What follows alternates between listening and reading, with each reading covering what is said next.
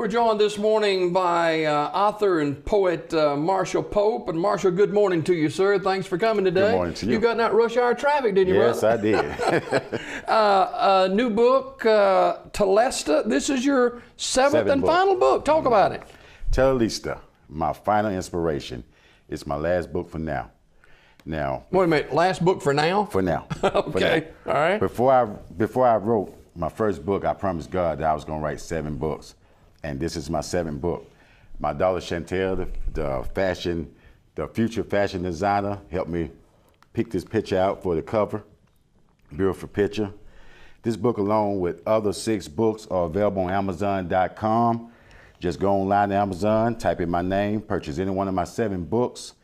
This book here is sold for only $12. What makes this book different from my other 6 books is this book almost did not get released. The 7th book promise to God almost didn't get fulfilled. July the 9th this year, my family and I was dealt a devastating blow. My son was killed. He was shot in the back. I don't got all the details, but I can tell you, my family and I are still mourning the loss of my son, Aldrich Garrett Pope. But the killer was arrested. And I would like to say thanks to Detective Williamson and the Talladega Police Department for the outstanding job in apprehending the killer. Detective Williamson promised my wife and I justice, and he did keep his word. Also, I would like to thank a longtime friend of my family, Mayor Larry Barton, for his support. I just can't call Mr. Barton a friend. He's more like family. City Councilman Jarvis Ellison, I would like to also thank him for his support. No parent should ever have to bury their child. But we was able to get through it thanks to family and friends, especially my cousin Lily Garrett. She was amazing. My wife and I was out of it most of the time, but she really stepped up to the plate and helped us tremendously. And my parents, Rufus and Joyce Pope, has been our backbone throughout this ordeal. They haven't left our side. I would like to say something to the people watching regarding snitching, because my son was shot in the back in broad daylight, and a whole community said they didn't see anything. This word snitching has poisoned the mind of many in the black community. Crimes happen and people literally turn their head and say, I haven't seen a thing. I'm not a snitch. Well, stop blaming the police department when they can't solve a crime. And it's not fear, because the love you say you have for God and a human life should overrule any amount of fear. It makes me wonder, if your mother, father, your child gets gunned down right in front of your face, would you say, I haven't seen a thing?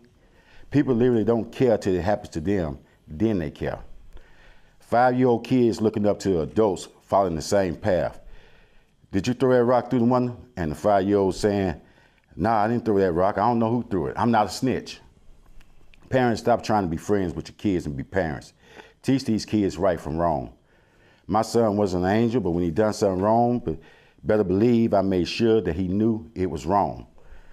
It's a lot of unsolved black homicides in Talladega, and the reason they're still unsolved is because people won't open their mouth. But that would change real soon, because I would be working with other organizations to reopen some of these closed cases and give their families some closure. What I'm saying is, people, let's get more involved to get and let's rid these streets of criminals, false prophets, and evildoers. Let's be Christians we're supposed to be and do what God expects us to do. As a matter of fact, I wrote a poem and it's posted on my Facebook page titled False Prophets. Can I read that? Sure. False prophets. We put our faith in preachers and pastors, and sometimes we forget they too are flesh and bones. Just because you preach about the kingdom does not mean you should inherit my Father's throne. Judge not, said the one who spoke. He without sin cast the first stone. We Christians sometimes criticize wrongdoers to cover up our own doing wrongs. Do unto others as you want others to do unto you. Show kindness without reward. Whenever you speak the Lord's name in vain, you blaspheme the word of God. From the fountain of wickedness drips lips. From the fountain of wickedness drip lies to quench their thirst for power and fortune. I will not drink from my enemy cup, nor sip the serpent's poison.